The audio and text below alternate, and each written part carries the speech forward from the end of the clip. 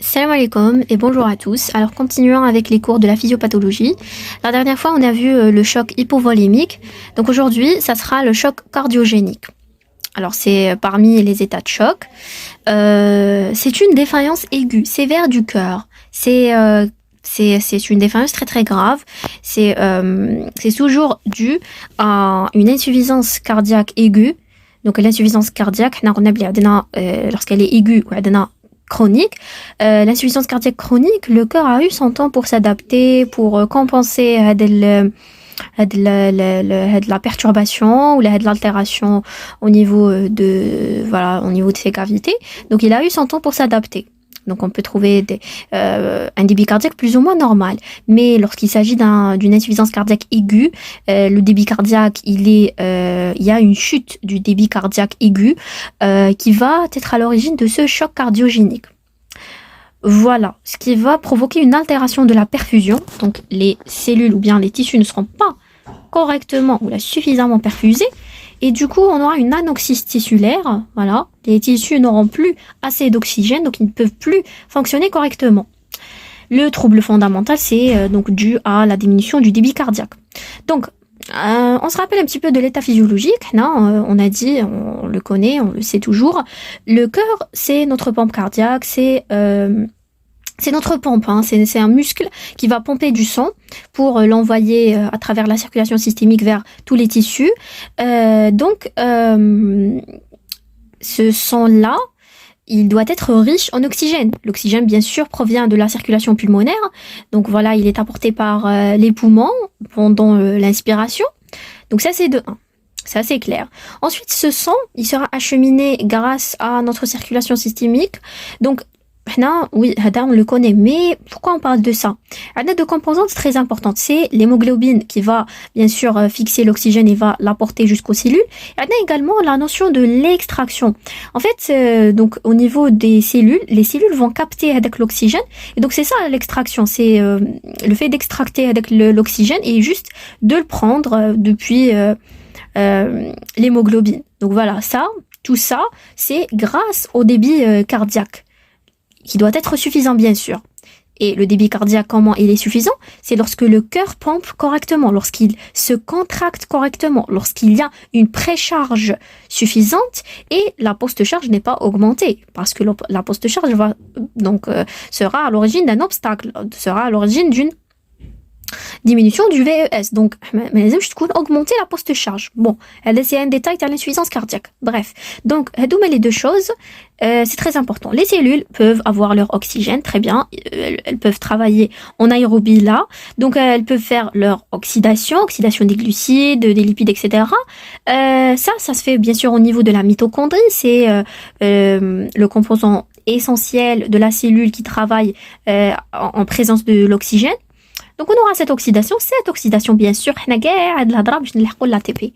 L'ATP c'est notre énergie, c'est la chose la plus importante. Donc l'ATP, voilà comment elle est apportée. Et donc, si on a un état de choc, l'état de choc c'est, bien sûr, on n'a pas assez de débit. Et le débit, donc puisqu'il est faible, donc on aura des apports en oxygène très faibles. Soit ils sont plus ou mal assuré. Donc voilà. Alors, cette diminution, soit elle est due à une diminution du transport, donc c'est un choc quantitatif, ça concerne la quantité, donc il n'y a pas assez de débit, donc ça concerne bien sûr le choc hypovolémique, diminution de la volémie, et un choc cardiogénique, parce que le choc cardiogénique, on aura une diminution du débit cardiaque, d'accord? Donc c'est la quantité. On n'a pas assez de sang, on n'a pas un débit suffisant, donc pas de débit suffisant, il n'y a pas d'oxygène suffisant. Pour le deuxième type, c'est la diminution de l'extraction. Donc ça concerne les chocs distributifs. Les chocs distributifs, donc peut-être le débit. Donc là, on parle pas du débit, voilà. Donc on parle pas de la quantité, c'est la distribution. Donc ça peut concerner soit le choc septique ou bien le choc anaphylactique. D'accord? Donc, les types ou bien les causes qui seront à l'origine de la diminution de l'apport en oxygène. Voilà. Alors, je sais pas comment je vais faire pour ça. Bon, voilà. Donc, Alors, la baisse du débit cardiaque, donc on a une baisse du débit cardiaque, on a deux causes, d'accord? Soit ça touche la systole, soit ça touche la diastole. Si ça touche la systole, pendant la systole, c'est l'éjection et la contraction, parce que le corps doit se contracter correctement pour pouvoir éjecter un débit sanguin suffisant, d'accord? Si ça touche la diastole, on doit se demander on essaye de réfléchir logiquement. Donc la diastole, le remplissage, la relaxation, qui sont très importantes. Donc si on a une perturbation de la diastole, donc on aura une diminution du remplissage. Le cœur ne va pas se remplir suffisamment. Donc, le volume et donc diminution du débit. Voilà. Alors, donc on a soit une diminution de la force d'éjection. Donc, c'est une inefficacité de la contractilité. Soit c'est une diminution de la contractilité absolue. Le cœur, il a perdu sa contractilité. Ou là, elle est relative. Le cœur, il est normal. Il y a un problème. L'absolu. Donc, l'absolu, c'est une diminution de l'inotropisme. L'inotropisme, c'est la contractilité. Voilà.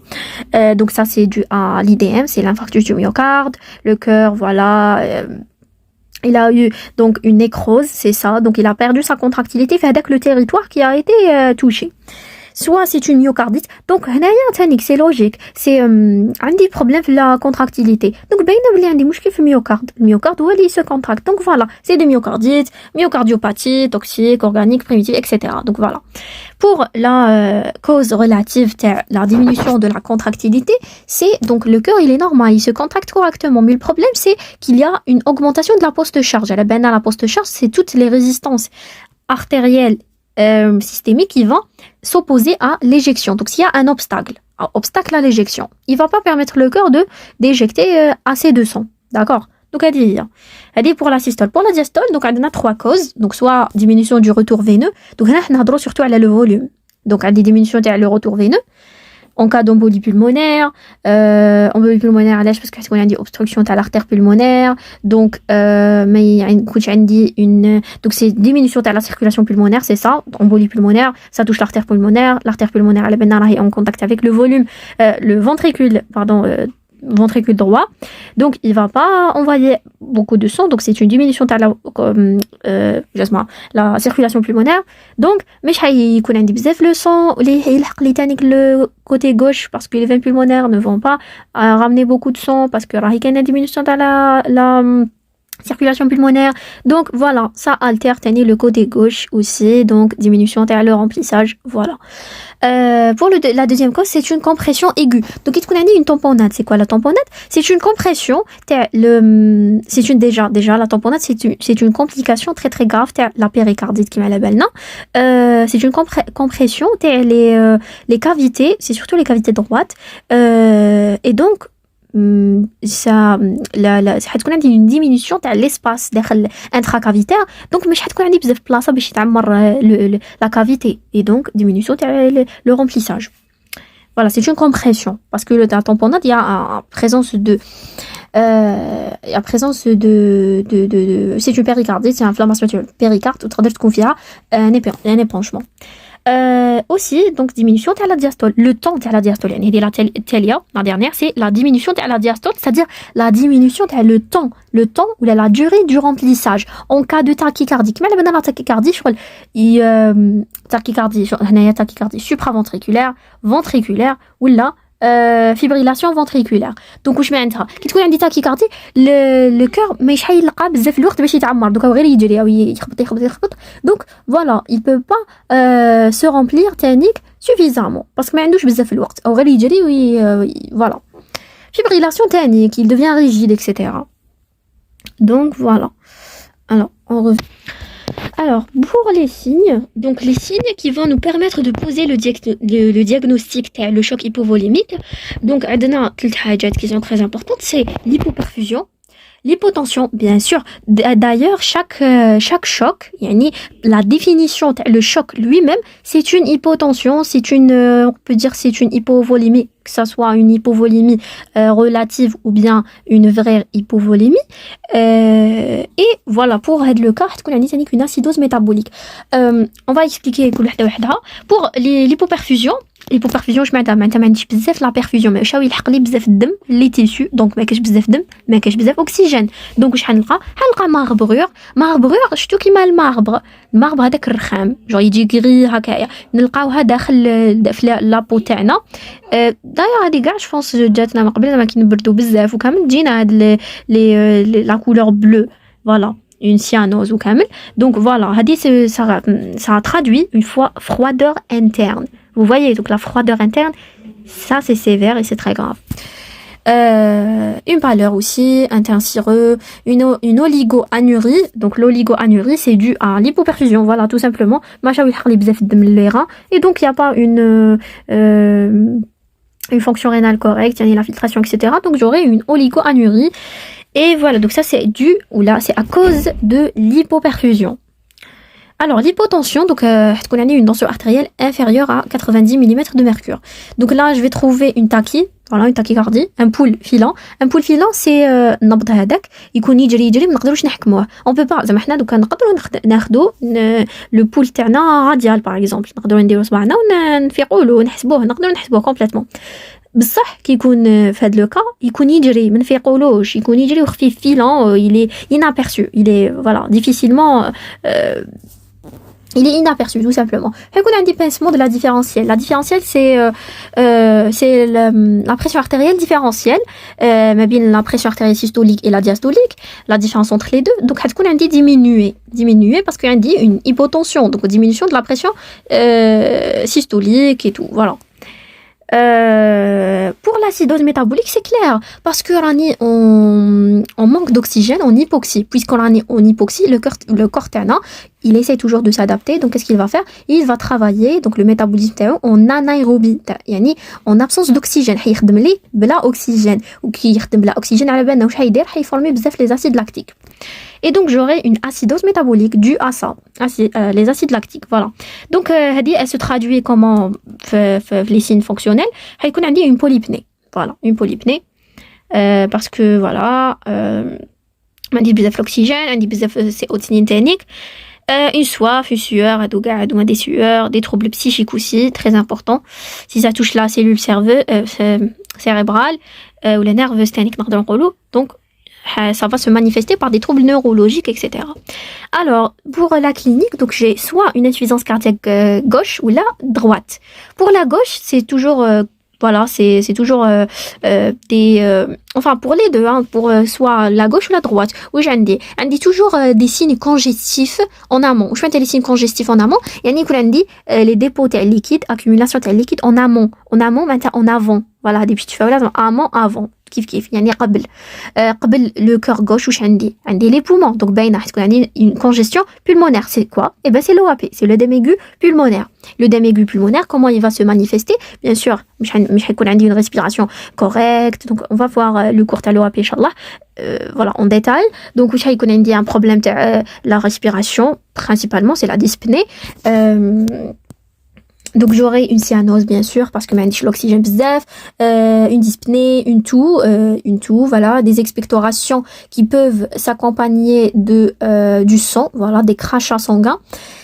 Des râles crépitants aussi, très important, à l'auscultation, je vais écouter des râles crépitants.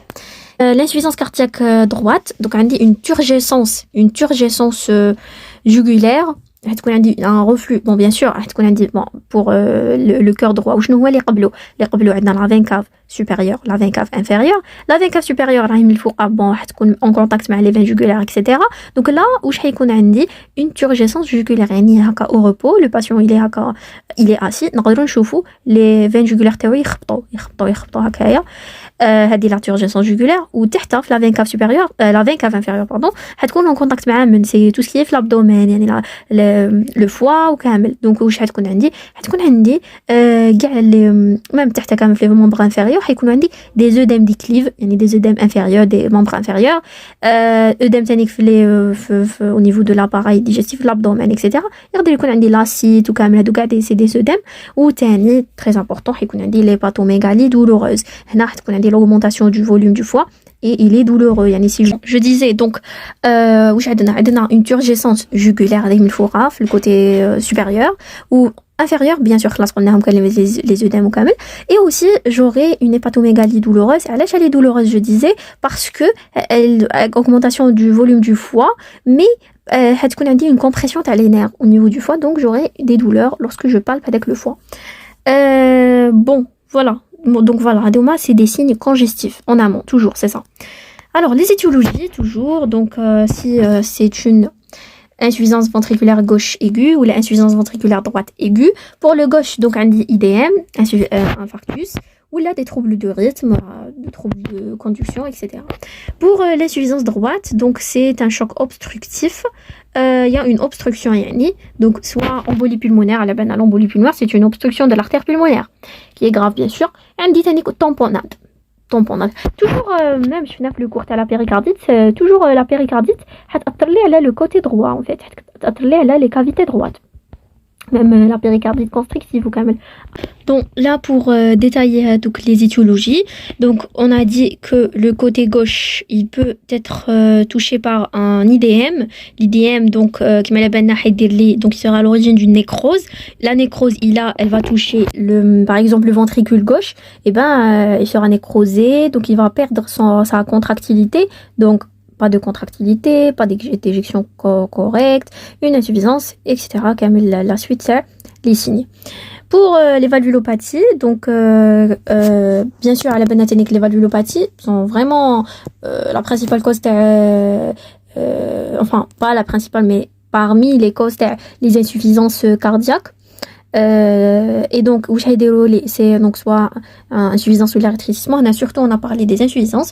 Si vous voyez, on a rupture de cordage par exemple mitral, une insuffisance mitrale, donc le sang il va régurgiter l'oreillette droite au poumon, et ben voilà, on aura un œdème. une endocardite, voilà, endocardite. Maintenant, si vous vous rappelez, l'endocardite, elle a les valvulopathies. Flux court à les valvulopathies, parmi les causes des valvulopathies, je sais pas, la plupart regarde qu'on a la cause de l'étiologie, c'est vrai qu'on a le RA, c'est le rhumatisme articulaire aigu, mais surtout عندنا l'endocardite, l'inflammation de l'endocarde, parce que voilà هو داخل كاع. دونك حيكون مع اون كونتاكت في لانو هذاك تاع لا فالف، دونك هو ثاني حيدير لي السبه تاع لي فالفولوباتي حيديروا لي السبب تاع لانسوفيزونس، مي لانسوفيزونس تكون عندي ان شوك cardiogénique. Voilà, la valve artificielle c'est quoi? C'est par exemple il تكون عندي une valvulopathie ou là, bien sûr حيديروا une valve artificielle باش moi corriger avec la pathologie, et ben elle se complique, voilà, délai une thrombose ou la délai une incontinence, c'est-à-dire une insuffisance. Voilà, donc l'insuffisance valvulaire en post-traumatisme ou la post-opératoire aussi, lorsqu'il y a un traumatisme par exemple il est le thorax, voilà, une opération à cœur ouvert, voilà, donc à l'origine des valvulopathies. Voilà, donc là c'est juste pour dire que les valvulopathies ont une cause, c'est des causes, c'est parmi les causes. Voilà. Alors pour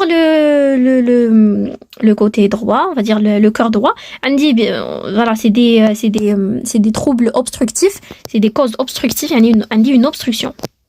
C'est l'embolie pulmonaire, bien sûr. Qu'est-ce qu'on a dit? C'est à l'origine d'une insuffisance ventriculaire droite aiguë, une hypoxie, une hypocapnie, une dilatation des cavités. Donc, à travers l'échographie, je vais voir une dilatation des cavités droites. Voilà. Un septum paradoxal, une visualisation du thrombus. Le thrombus,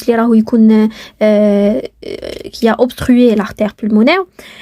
À travers l'angiographie pulmonaire ou le TDM, la tomodensitométrie thoracique spirale. Donc je vais voir l'étendue de l'obstruction. Si elle est supérieure à 70 par exemple %, là c'est grave. Voilà. Donc là, toujours donc le choc par tamponnade.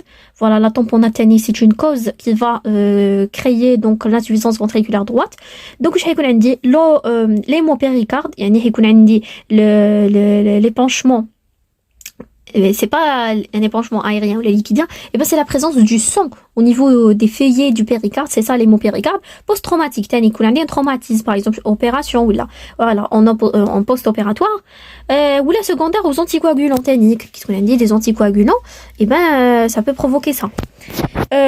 Qui empêche la coagulation, donc حيكون عندي ماشي ما نقولوش hémorragie, mais voilà, le sang ne coagule pas correctement, donc j'aurai la complication de l'hémopéricarde. Voilà. Alors voilà, aussi, on doit toujours se rappeler que le diagnostic se fait grâce à l'échographie, parce que l'échographie va nous permettre de voir le travail cardiaque à l'instant, yani au moment présent, yani tout de suite, lorsqu'on fait l'exploration, on peut le voir, yani sur place, yani comment ça se passe. Alors, on peut aussi l'associer au Doppler, c'est-à-dire on fait une échographie Doppler où on peut voir le flux sanguin à l'intérieur des cavités, comment il se déplace. Par exemple, là, je prends l'exemple, hein, on a fait l'embolie pulmonaire, on a dit à l'échographie, je peux voir la dilatation des cavités, les cavités droites. Je peux voir aussi le septum paradoxal aussi. C'est quoi le septum paradoxal? C'est le déplacement le septum interventriculaire. Au début, il coule à gauche. Au début de la diastole, il coule à gauche. Lorsque le VG il commence à se remplir, et ben le septum il va se déplacer à droite. Vous voyez, donc c'est paradoxal, c'est pas normal, c'est anormal. Aussi, je peux voir le thrombus s'il s'agit d'une embolie. Voilà, si c'est une embolie pulmonaire, je peux voir avec le thrombus qui a obstrué l'artère pulmonaire. Donc voilà, c'est juste un exemple. L'essentiel, il faut savoir que le diagnostic se fait grâce à l'échographie Doppler ou là, voilà, cardiaque. Alors, pour le traitement, donc voilà, on finit avec le traitement. Donc, on va dire que le traitement, on doit corriger de la symptomatologie. C'est un choc cardiaque, c'est quelque chose d'urgent. Donc, on doit corriger les symptomatologies. L'essentiel, on va voir les signes généraux.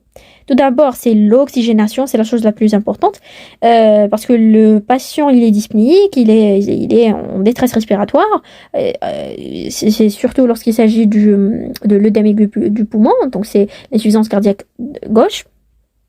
On va corriger les troubles du rythme. Lorsqu'on fait le CG en des troubles rythmiques, donc on va donner des antiarythmiques comme l'exemple des cordarone, voilà. C'est un antiarythmique. On peut aussi corriger les désordres électrolytiques, lorsqu'on fait un dosage, etc. On peut, surtout c'est lorsqu'il c'est associé à une insuffisance rénale fonctionnelle, on va corriger le désordre hydroélectrolytique. On va faire un ajustement du remplissage, donc on va remplir parce que le corps il est en hypovolémie, donc on va le remplir, on va le remplir en donnant des macromolécules, des substances gélatines, etc. Donc c'est des molécules qui vont permettre le remplissage parce qu'elles vont attirer l'eau. Alors pour la symptomatologie, donc on va donner des inotropes. Donc ça, c'est pourquoi? Pour corriger la contractilité. Lorsqu'on a une défaillance de la contractilité, on va dire une inefficacité de la contractilité du cœur, on va donner des inotropes comme la dobutamine et l'adrénaline aussi. Alors, des vasodilatateurs, mais des vasodilatateurs, ils sont limités si la tension artérielle est basse. On a déjà les vasodilatateurs. Ils sont limités. هي كتكون عندي لا طونسيون هابطه ما لازمش ندير فازوديلاتاتور باسكو ديجا راهي شغل فازوديلاتاسيون ديجا راهي فازوديلاتاسيون اكسيتيرا انا نحوس نسقمها ما نمدش دير فازوديلاتاتور حيزيدوا يديروا لي فازوديلاتاسيون الوغ كو جي ديجا اون فازوديلاتاسيون اللي دارت لي اون هيبوفوليمي اكسيتيرا. Je vais donner aussi des diurétiques, des diurétiques en cas de winter qui dit bien sûr l'œdème aigu du poumon, bien sûr pour éliminer l'excès de liquide, mais elle est risquée la prise des diurétiques en cas d'hypovolémie parce que on a toujours le risque, on a toujours l'hypovolémie le choc. Des antalgiques, la morphine en cas d'IDM. Allez, l'étiologie surtout. Alors pour l'étiologie, c'est s'il s'agit de l'IDM, bien sûr, obstruction d'une artère coronaire, je vais faire une thrombolyse. Je vais faire une angioplastie aussi, c'est la première des choses, c'est une urgence, angioplastie, donc c'est corriger,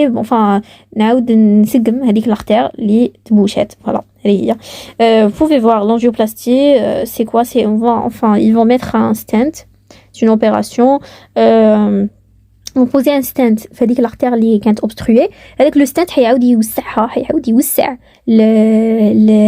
vous pouvez voir yani, c'est quoi le stent. Oui, vous voyez, il va redonner le diamètre juste ou le diamètre correct avec l'artère pour reprendre la vascularisation avec le territoire. Voilà, donc c'est juste une idée.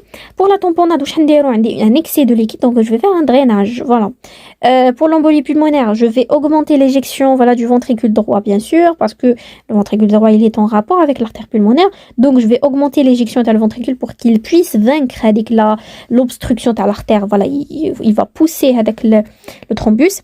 Alors, l'héparinothérapie, c'est-à-dire je vais donner de l'héparine, c'est un anticoagulant, une thrombolysopie aussi, voilà, augmentation de l'inotropisme aussi, un remplissage vasculaire. Voilà, donc là c'est tout ce qui concerne le ventricule droit surtout et la coagulation.